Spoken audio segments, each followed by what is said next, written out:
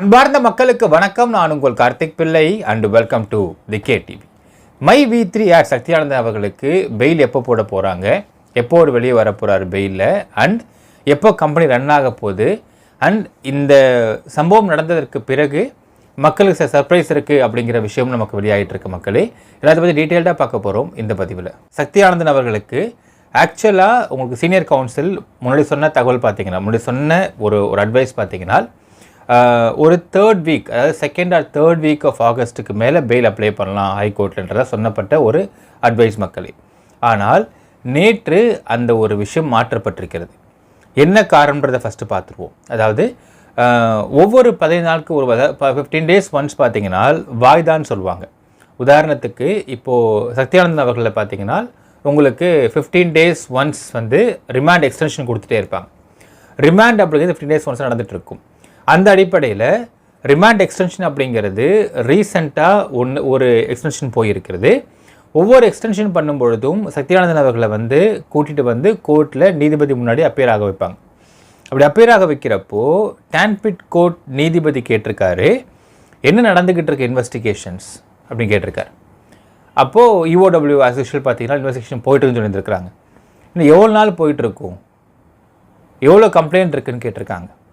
5ன்னு சொல்லியிருந்திருக்காரு EOW சைட்லேருந்து BP. உங்களுக்கு இது 2541 கோடி இன்வால்வ் ப்ராஜெக்ட்னு சொல்லி கொடுத்துருக்குறீங்க, 5 கம்ப்ளைண்ட் சொல்லியிருக்கிறீங்க, ரேஷியோ எங்கேயோ இருக்குது, எப்போ இன்வெஸ்டிகேஷன் முடிக்க போகிறீங்க நீங்கள் அப்படின்னு கேட்டிருக்காரு. ஸோ இந்த அடிப்படையில் சீக்கிரம் முடிங்க அப்படின்னு சொல்லிவிட்டு அடுத்த எக்ஸ்டென்ஷன் கொடுத்துருக்குறாங்க மக்களை. ஸோ இது 2 days பிஃபோர் நடந்திருக்கக்கூடிய ஒரு முக்கியமான சம்பவம். இதை தொடர்ந்து பார்த்தீங்கன்னா நேற்று சீனியர் கவுன்சில் ஆஃப் சக்தியானந்தனுடைய ஒரு கேஸ் ஹேண்டில் பண்ணக்கூடிய கவுன்சில் பார்த்தீங்கன்னா சொல்லியிருக்காருனால், நாம் இன்னையோட பார்த்து எடுத்துக்கலாம் கணக்கு உங்களுக்கு. அவர் ஜூலை 5th சரண்டர் ஆயிருக்கார் மக்களே. அப்போது இன்றைக்கி தேதி 20th ஆகஸ்ட், இதோட 47 நடந்துக்கிட்டு இருக்கு. ஸோ 47th நடந்துக்கிட்டு இருக்கு. மொத்தமாக இந்த வழக்கை பொறுத்தளவுக்கு 60 days தான் வந்து செக்ஷன் கிராவிட்டி இருக்கும்.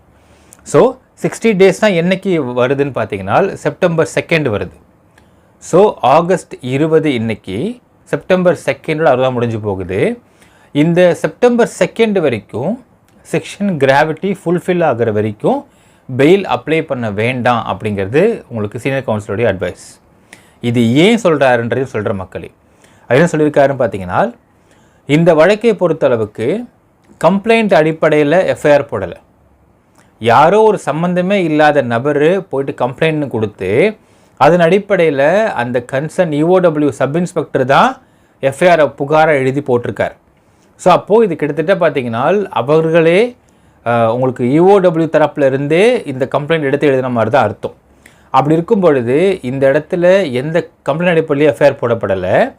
அது மட்டும் இல்லாமல் இந்த இடத்துல உங்களுடைய MD அவர்கள் சரண்டர் ஆகியிருக்கார். அவரை போலீஸ் போய் பிடிக்கல, அவர் சரண்டர் ஆகிறாரு.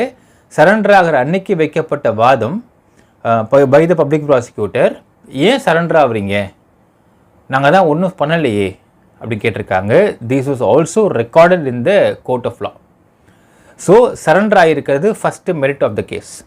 செகண்ட் சொல்கிறாங்க 1 week கஸ்டடி கேட்குறாங்க.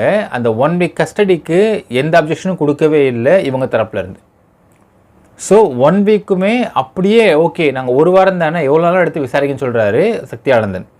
ஸோ 1 week கஸ்டடிக்கும் எந்த அப்ஜெக்ஷன் கொடுக்கவே இல்லை அவர் தரப்பில் இருந்து. Second merit. தேர்டு பார்த்தீங்கன்னா 60 நாட்கள் இந்த EOW வழக்குக்கான செக்ஷன் கிராவிட்டி அப்படிங்கிறதுக்கு சுப்ரீம் கோர்ட்டில் நிறைய சைட்டேஷன்ஸ் இருக்கின்றது, நிறைய முன்னாடி தீர்ப்புகள் இருக்குன்னு வச்சுக்கிறாங்க. அதை 60 நாள் வரைக்கும் ஃபஸ்ட்டு ஒரு EOW அப்ளை பண்ணுறாங்க, அதில் வந்து அது டிஸ்மிஸ் பண்ணப்படுகிறது. செகண்ட் ஹைகோர்ட்டில் போகிறாங்க, அதையும் வந்து விசாரணை போயிட்டுருக்குன்னு சொல்கிறாங்க. விசாரணை போயிட்டுருக்குன்னு சொன்ன காரணத்தினால அதற்கு பிறகு பெயிலே அவங்க அப்ளை பண்ணல. 60 நாட்கள் கழித்து 61வது நாளான செப்டம்பர் 2 மண்டே அன்னைக்கு வருது மக்களே. அன்னைக்கு அப்ளை பண்ணும்போது என்ன ஆகுன்னு பார்த்தீங்கன்னா, இந்த எல்லா விதமான சட்ட விதிகளையும் பின்பற்றி இருக்காரு இந்த கம்பெனி MD. ஸோ ஒரு ஃபஸ்ட்டு பாயிண்ட்டு EOW கேஸ்னாலே ஹியூஜ் கம்ப்ளைண்ட்ஸ் இருந்து ரெஜிஸ்டர் பண்ணக்கூடிய எஃப்ஐஆர்னால் அது வேறு கதை. இங்கே மக்கள் யாருமே ஏமாறலை அப்படிங்கிறதுனால எந்த ஒரு கம்ப்ளைண்ட் அடிப்படையில் எஃப்ஐஆர் பதிவு பண்ணப்படலை. அடுத்தது இவர் போய் சரண்டர் ஆகிருக்காரு. கஸ்டடிக்கு வித் நோ அப்ஜெக்ஷன் யூஓடபிள்யூ கேட்ட ஒரு வாரத்தையும் இவர் வந்து ஒத்துழைப்பு கொடுத்துருக்காரு. அடுத்தது 60 நாட்கள் வரைக்கும் எந்த டிஸ்டர்பன்ஸும் பண்ணாமல் இன்வெஸ்டிகேஷன் ஃபுல் ஒத்துழைப்பு கொடுத்துருக்காரு. அது மட்டும் இல்லாமல் 61வது நாள் பெயில் அப்ளை பண்ணலாம். எங்கே நாள்? இன் டான்பிட் கோர்ட்லேயே பண்ணலாம். அப்படி பண்ணுறப்ப என்ன ஆகுனால் ஒரே வார்த்தை நீதிபதி கேட்பார், எப்போ முடிஞ்சிருக்கு, கிராவிட்டி முடிஞ்சு போச்சா, ரைட் அப்படின்னால் கிராவிட்டி முடிந்து விட்டது அப்படின்ற பட்சத்தில் ஜெனரலாக பார்த்திங்கன்னா மக்களே ஒரு பெயில் அப்படின்னு கேட்டால் கன்சர்ன் இன்வெஸ்டிகேட்டிங் ஆஃபீஸர் வந்து என்ஓசி கொடுப்பாங்க. நாங்கள் விசாரணையை முடிச்சிட்டோம் அப்படின்னு என்ஓசி கொடுப்பாங்க. ஆனால் உங்களுக்கு கிராவிட்டி முடிஞ்சதற்கு பிறகு ஸ்டாட்யூட்டரி பெயில்னு சொல்லுவாங்க அது இங்கிலீஷில். அந்த கிராவிட்டி முடிஞ்சதற்கு பிறகு என்ஓசி அப்படிங்கிறதும் தேவையே கிடையாது போலீஸ் தரப்பில் இருந்து. நீதிபதி பார்ப்பாங்க, இவ்வளோ மெரிட்ஸ் இருக்குது, அவரே சரண்டரு, ஒரு வாரம் வந்து ஒத்துழைப்பு கொடுத்துருக்காரு, எந்த ஆப்ஷன் கொடுக்கவே இல்லை இருக்க உங்கள் கஸ்டடியில். அடுத்தது 60 நாள் பொறுத்திருக்கிறாங்க, 61ஆவது நாள் அப்ளை பண்ணுறாங்க. 61வது நாளில் ஸ்டாட்யூட்டரி பெயில்லையே உங்கள் எம்டி வெளிவருவதற்கு அன்னைக்கு பெயில் அப்ளை பண்ணி அன்னைக்கே தீர்ப்பு கொடுத்துருவாங்க. ஸோ அதான் ஸ்டாட்யூட்டரி பெயில் அர்த்தம் மக்களே. உங்கள் போலீஸ் என்ஓசி தேவையில்லை, எதுவுமே தேவையில்லை. ஸோ இது வந்து ஃபுல் மெரிட்டில் அவர் வெளியே வருவதற்கான ஒரு உத்தேசமான ஒரு மூவ் அப்படின்றதுனால ஆஸ் பர் சீனியர் கவுன்சிலர் அட்வைஸின் படி உங்கள் எம்டி செப்டம்பர் 2ஆம் தேதிக்கு தான் அவருக்கு பெயில் அப்ளை பண்ணப்படுகிறது. டான்பிட் கோர்ட்லேயே ஐதர் செப்டம்பர் 2 ஆர் செப்டம்பர் 3 திங்கள் இல்லை செவ்வாவே வந்து அவர் பெயிலில் வெளிவருவதற்கான எல்லா வாய்ப்பும் இருக்கிறது மக்களே.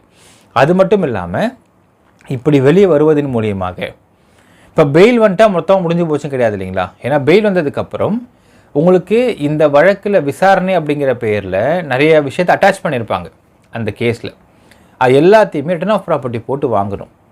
அதனால் ஸ்டாட்யூட்ரி பெயிலில் வெளிவருந்தால் ஏன்னால் இவங்க எல்லா ஒத்துழைப்பும் கொடுத்து செக்ஷன் கிராவிட்டி முடிஞ்சு அது வரைக்கும் பொறுமையாக காத்திருக்கிறாங்க அக்யூஸ் பண்ணப்பட்டவங்க, இப்போ பெயிலில் வெளியே வராங்க. அப்படிங்கிறப்போ இதற்கு மேல் இந்த ஒரு வழக்கிற்கு இந்த விசாரணைக்கு சம்மந்தப்பட்ட எதுவுமே வந்து தேவையில்லையே விசாரணைக்குன்னு சொல்லிட்டு மொத்தத்தையும் ரிட்டர்ன் ஆஃப் ப்ராப்பர்ட்டி போட்டு கேட்குறப்போ உடனடியாக கம்பெனிக்கு திருப்பி கிடைப்பதற்கும் வாய்ப்பு இருக்கிறது. ஸோ அதனால் ஸ்டாட்யூட்ரி பெயிலில் வெளிவருவது தான் இப்போதைக்கு சீனியர் கவுன்சில் கொடுத்துருக்கக்கூடிய ஒரு ஸ்ட்ராங் அட்வைஸ் மக்களே. செப்டம்பர் 2 ஆர் செப்டம்பர் 3 உங்கள் எம்டி பெயிலில் வெளிவருவதற்கு வாய்ப்பு அதிகம்.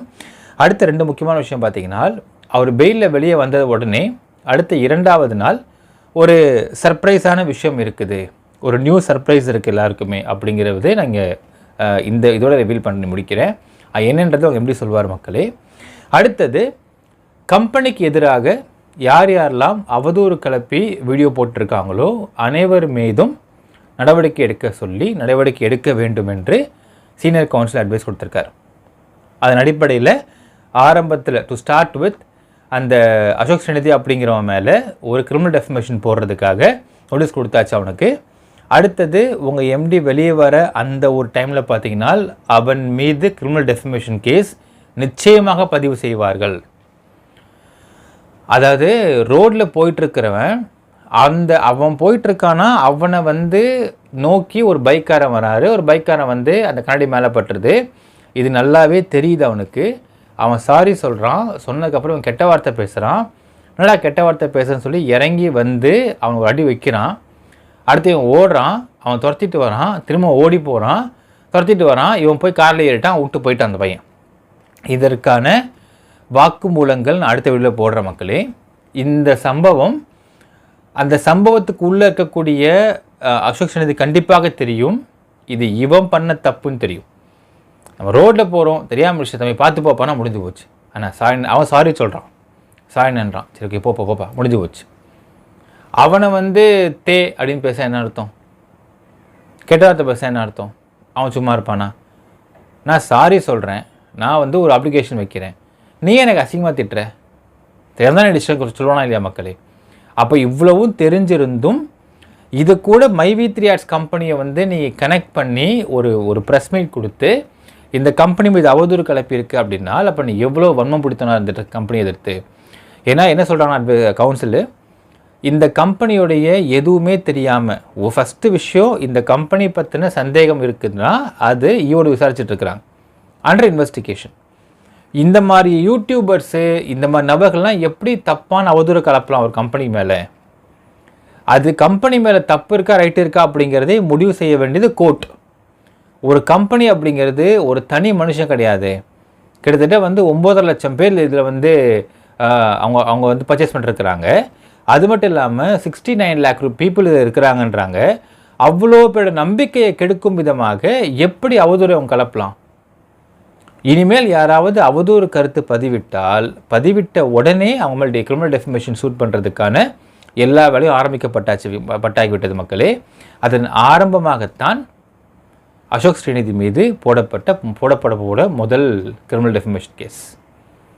ஸோ அதுக்கு நோட்டீஸ் இஷ்யூ பண்ணிட்டாங்க. ஸோ உங்கள் எம்டி வெளியே வர சமயத்தில் இவன் மீது கிரிமினல் டெஃபமேஷன் கோர்ட்டில் ஃபைல் பண்ணுவதற்கான எல்லா ஸ்டார்ட்டும் ஆரம்பிச்சிருவாங்க மக்களே. அடுத்தடுத்தும் யாரெல்லாம் அவதூறு கலப்புறாங்களோ அந்த கம்பெனி எதிர்த்து அனைவர் மேலும் கிரிமினல் டெஃபமேஷன் கேஸ் போடுவதற்கான ஆயத்தங்கள் ஆரம்பமாகிவிட்டது மக்களே.